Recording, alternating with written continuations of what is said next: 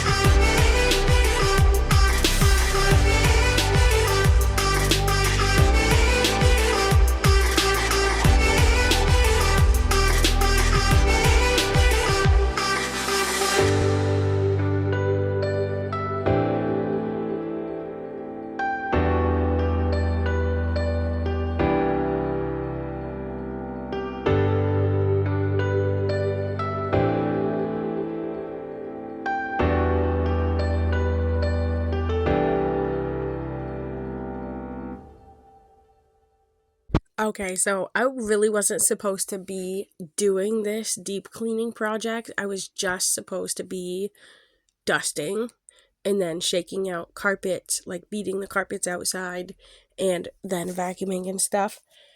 But I needed to dust this area. And so, when you dust and then something's still dirty, I couldn't let it go. And so I got carried away with myself and I'm scrubbing off tons of grime. To be honest, it took too long to do it, but it's also wood, so I'm not using any kind of cleaner at all except for just hot water and dish soap. And just really scrubbing it aggressively. Anyway, when you're dusting, you always want to start from top to bottom. And what I should have been using is the dusting pads from the Dollar Tree. I have a couple of handles and you can just screw on the bottom attachment. So I use the mop pad that's flat, and you can get knockoff version of Bona mop pads for $1.25, which is a really great deal. But they also have dusting pads, which are amazing to use. And they also have brooms that you can attach to the pole, but I don't use brooms because why would you do that when you can vacuum? If you vacuum, you get a much better clean versus sweeping. Anyway, it's great for dusting and you can reach pretty high up. Like if you have super, super high ceilings, then it might not reach and you might need a Swiffer extendable duster. But otherwise, they work great and I use them for mopping walls. I just recently used it for scrubbing the front of a dishwasher to just get it clean a lot faster because it covers more surface than if you're just wiping with your hand with a microfiber cloth. Like you can see I'm wiping with a cloth here. Anyway, my point is I actually didn't have the correct cleaning tools to clean this house. And I know better because I used to be a professional cleaner. That was my whole career. So maybe in the future, I'll make another day of the best cleaning supplies to actually get your cleaning done better and faster and more efficiently, and the actual products that I would recommend from a professional capacity. But that's not this video. This is me using somebody else's supplies that they have and just doing the best I can with that.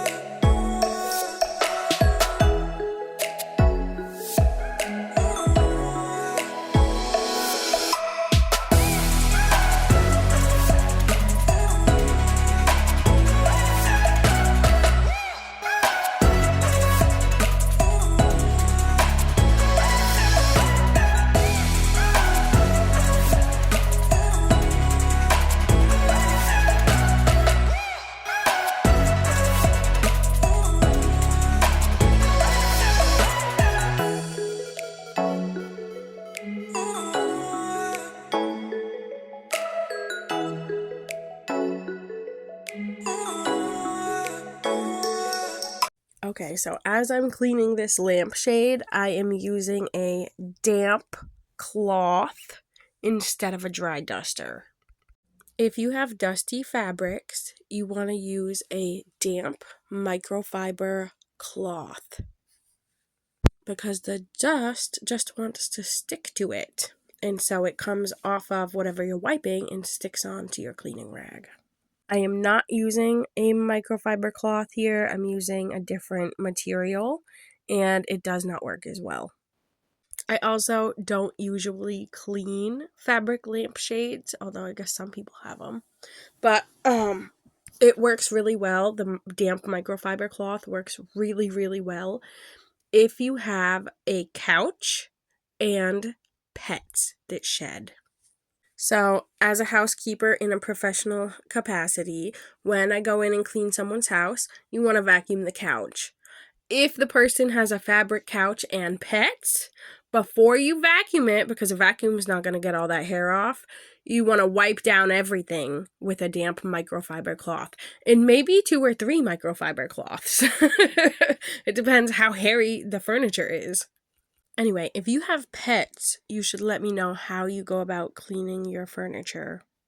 And also carpets, because I am super fascinated in like all cleaning types of things. Like I want to know all the shortcuts, all the best products, all the stuff you use to make things easier and better. I've been a cleaner for a long time and I'm really into finding out all the information. Okay, this is one of the best parts. The Louvre doors. I don't have these and I've never lived in a house that has these kind of doors, but do you see all of that dust? They're so dusty. And so if you need to clean these, what I'm going to do, I'm going to take a stick, and I would recommend a chopstick.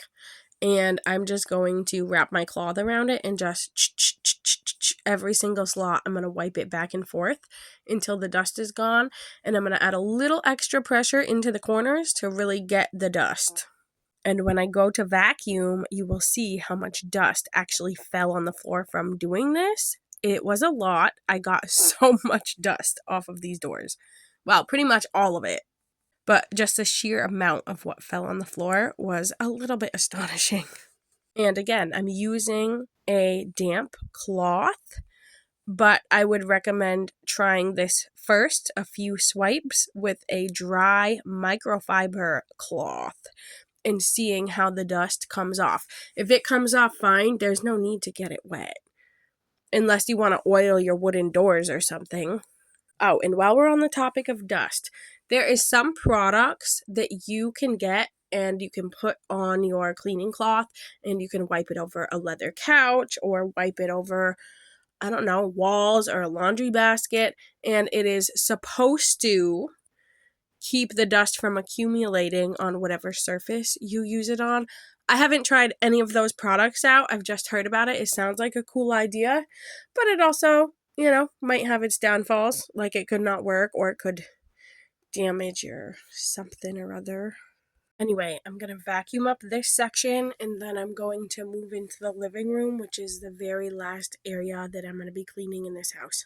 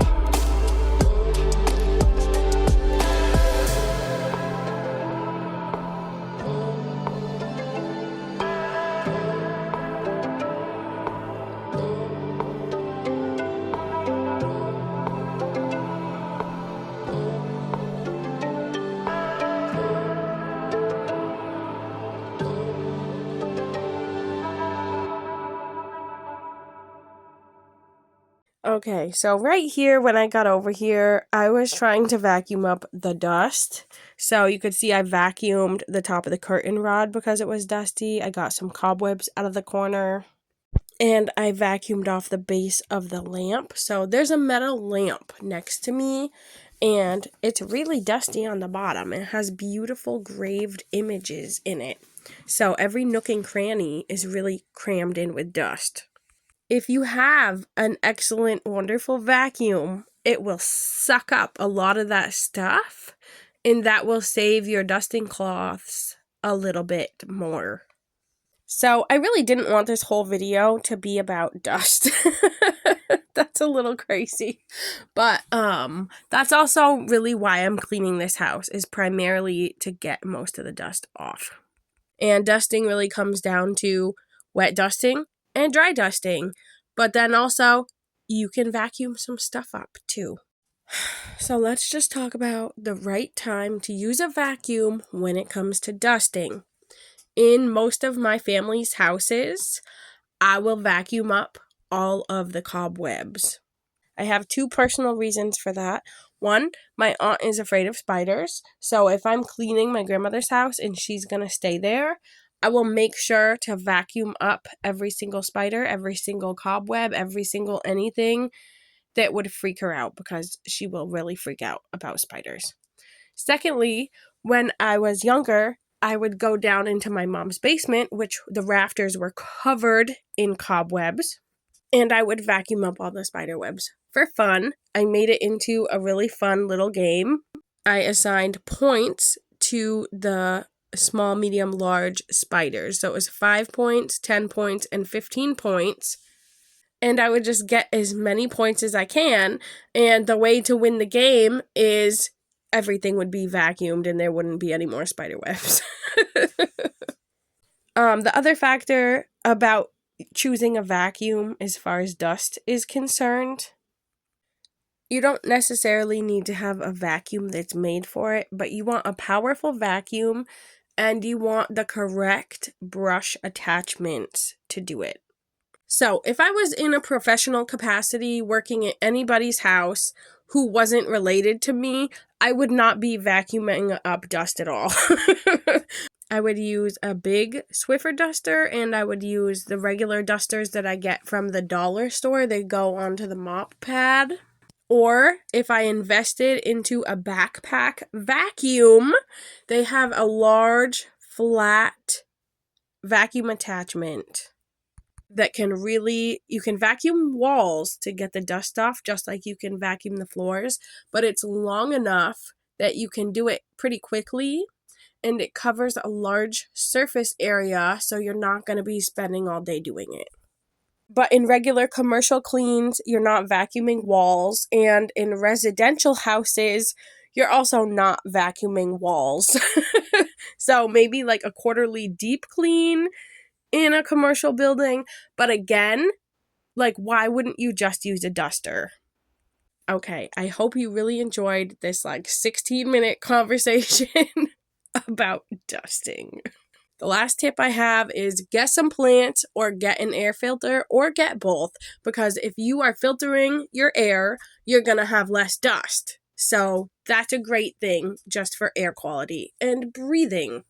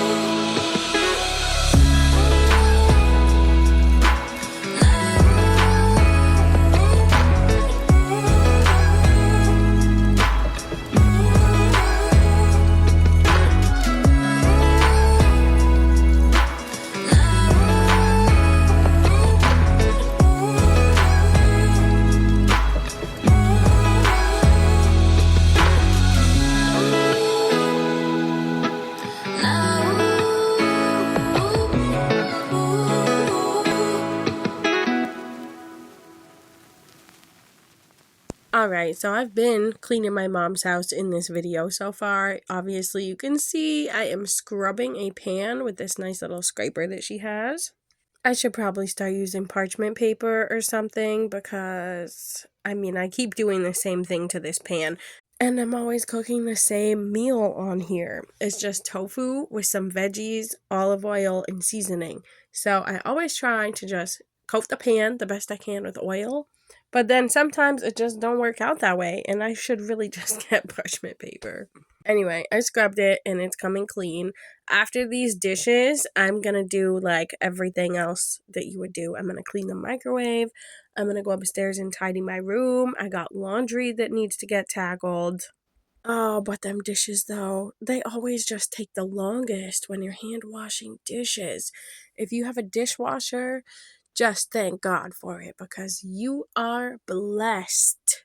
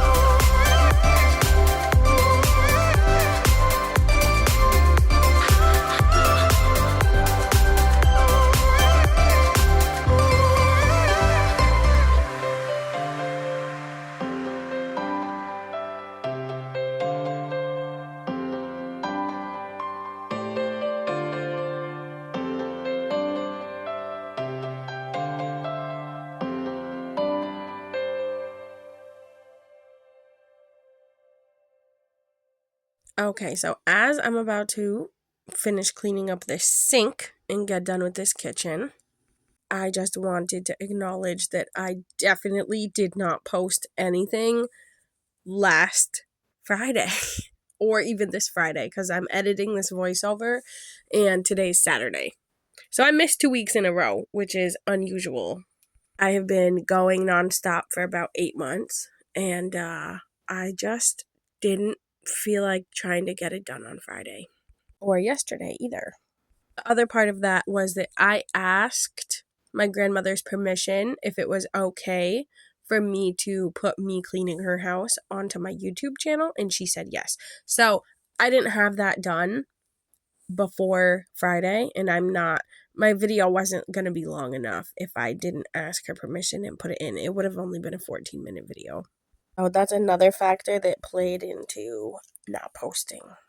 But other than that, I'm busy doing other projects. I recently got into crafting. So I made a junk journal and then went down a rabbit hole of journaling and crafting. And I also just have other stuff to do, like figuring out my life. And I have another YouTube channel. I'm reading the Bible and putting that on my other YouTube channel.